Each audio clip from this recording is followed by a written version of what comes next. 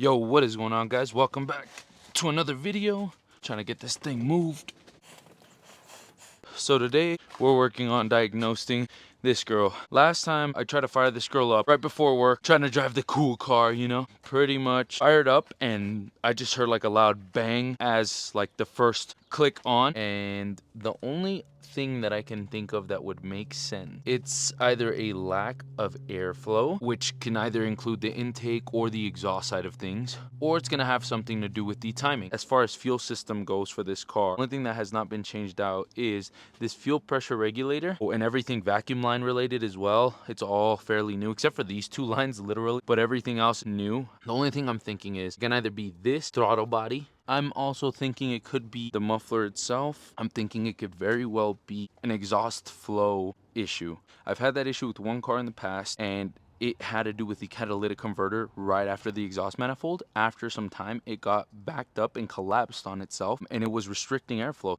I'm gonna get that exhaust removed from the exhaust manifold so no mufflers or catalytic converters will be in the way of the airflow, and we'll go ahead and fire her up after that. So let's go ahead and get this car lifted up.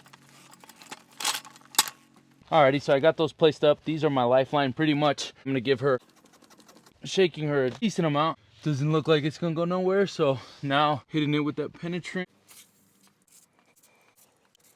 I'm gonna leave them sit for 5 minutes with this penetrant.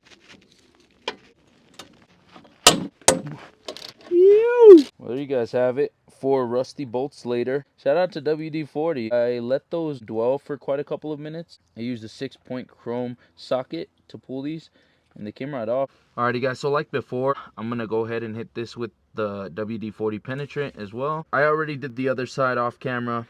I just got this side done. I'm gonna wait another 5 to 10 minutes and then go ahead and unbolt this 12mm bolt.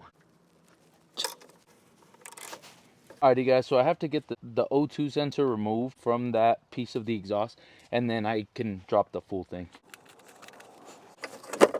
Watch yourself. I'm gonna get her lowered, try to crank her up, and hopefully it fires up. I know I disconnected the O2 sensor, so there may be a check engine that comes on. I'm not too worried about it, but let's see what she does. We'll take it from there.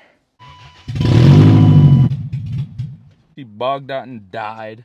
Beautiful day to work on the car, y'all. There's definitely some throttle delay. And boom. She is dead. We're gonna run some diagnostics on her, bud. So, last video, we tore off the exhaust pretty much. We tore it off with the O2 sensor. We were thinking it was a muffler maybe backed up. Now I gotta fully diagnose her again and figure out exactly what's wrong with her. Bring her out to the sunlight. Perfect. Zoom you guys in a little bit, and we're gonna try something. So, alrighty guys, just so you guys know, this is how this tool works. So pretty much this acts as the spark plug that plugs into the spark plug wire, and then this goes on the head of the spark plug, and I'll show you guys how it works really quickly. But there should be a little red light. So that's how it's supposed to look. I've already done the other 4 off camera. They all work. So there's no issue with the actual wires themselves. They get all the connection down to the spark plugs. But now I gotta pull every single actual spark plug. And if it's not sparking, then obviously there's an issue with your spark plugs. This immediately to me, pressure. She's not hot at all. This tip of the spark plug should always be like a white kind of burnt, because there's always spark happening here.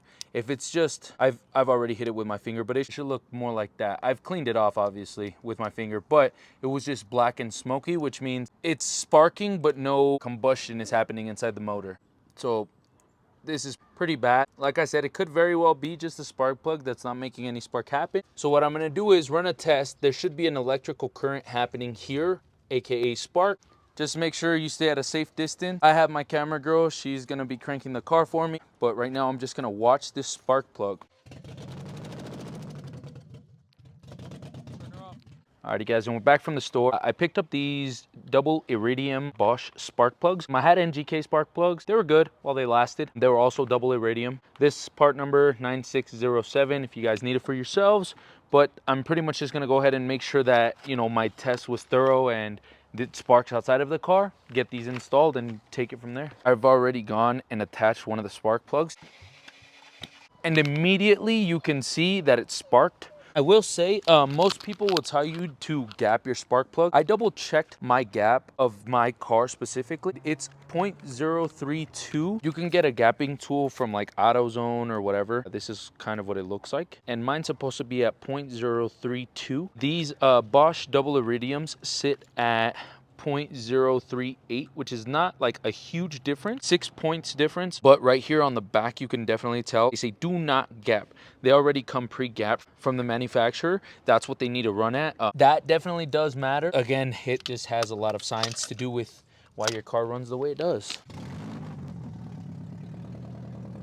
I'm still unsure to figure out why it's idling a little bit rough. Obviously, one piece that was messed up was the spark plugs. They weren't firing at all. We got those changed out. They work. I'm gonna go drive this thing, rip it around, and hopefully she stays afloat. And if she ends up dying again, then we'll be right back at square one. But at least one of the issues that was wrong with it got fixed. Just welcome back to day 3. Oh, well, no wonder it's idling rough. That is so funny. I've had this issue before and I had replaced it. And now we have the same issue again. That's funny because this wasn't so apparent to me. I don't know if you guys can see all the way to the back.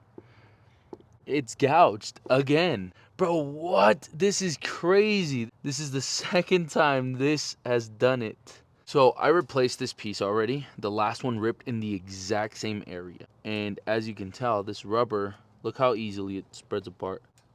Like that thing just tears so easy. I'm barely putting any pressure with my thumb and it's like detaching from itself. So that's very low quality. Given I did only pay a couple dollars for this, but the issue that I was having was airflow. And now I know exactly where the problem is. Let me just finish ripping it. Honestly, it's already there. Look at that. Would definitely explain a lot. This is the second time it does that. I do live in a place where it gets really cold sometimes. That is crazy how many times I've came and approached this and just completely overlooked that hose because I had just replaced it. It was so low quality. I probably still have it somewhere in my trash. So I dug through my trash, guys, and I found the stock one. What I'm gonna do is get this cleaned up, slap that one back on. I don't want to say there's a difference in rubber here, but there's definitely want to say there's a difference in length, which there definitely is by about ½ an inch. Let me just show you what I'm talking about. This being ripped and having that ½ inch gap, give or take, is about the same length as what this would have been. So looking at it from the top, lengthwise, okay, we're right at the line where the rubber ends. We're right at the line where the rubber ends, right? So it's the exact same length. Look how much of a gap there is. You see this right here?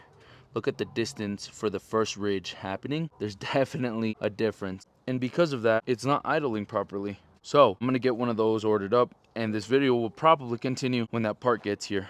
What is going on, guys? Welcome back to another day. Our part finally came in. We're gonna go ahead and take care of it. This is gonna be one video that took multiple days to make, running diagnostics and going through the motions pretty much, but finally was able to figure out what was going on. Simple fix. Got the brand new part. This is genuine BMW parts. So they actually sell a lot of OEM parts. That's the BMW stamp, the part number and all that fun jazz. Yeah, the quality of this rubber already, I can tell it's just a lot better. I think it's gonna make good difference here. Reason this one's coming back off, this is electrical taped. The exact same tear happened to this one that happened to the other one. So that's originally why I had replaced it, but I replaced it with a $20 piece that was not OEM certified. Obviously bit me in the rear, and hopefully have no further issues as far as this intake hose goes. I eventually want to move into getting some ITBs. Those are individual throttle bodies, for those who don't know what that means. And pretty much it eliminates this and allows the motor to breathe a lot better. And we'll get rid of the intake manifold, like this whole assembly right here. And essentially it looks like just 4 trumpet horns. I'll try to throw a picture up on screen right now for you guys of what ITBs look like on an M42, aka this motor. OEM hose clamps, they're stamped by BMW. It's kind of cool. I don't know why I geek out over stuff like this, like something so simple, but the original stamping of BMW from 95, like, I don't know. If that's not cool to you, we can't be friends. I also found a new life hack recently. of somebody cleaning their engine bay with WD-40. And at first, I was very skeptical, but pretty much this mechanic was spraying her engine bay. It was pretty dusty and dirty, and she just cleaned her whole engine bay. And I stayed wondering, why? Why would you clean it with WD-40? It's a chemical that's not gonna really damage any of your components. So it's essentially a lubricant, and it's like oil. So oil on rubber is only gonna do what lotion does to your skin, is just rejuvenate it and keep it from drying out, right? So that was something I wanted to try on camera after I throw this on. Also, this thing fits like a glove. It's brand new OEM, and yeah, it fits really well. Now I see why people stick to OEM. That's what I get for cheaping out on a couple things. Crazy good hack. I'm gonna keep going at it on a couple of these things and trying to clean up the engine bay a little bit more. Fire this bad girl up, go wash her, and that'll do it. We're gonna go ahead, pull this car out, go test drive her, make sure everything's running smoothly, and from there we'll go get at least rinsed off where the tires are. They're really muddy and tacky and gross. So I'm gonna go ahead and get those cleaned up and park her up, and we'll be done.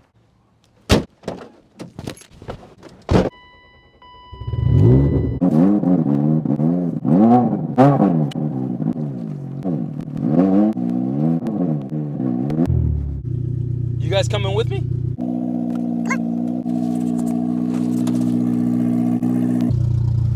What's up, yo?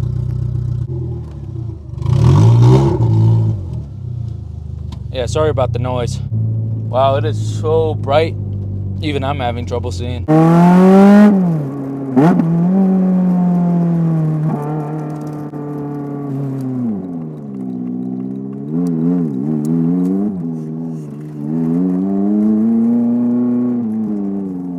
Well, we've arrived. This is my local car wash.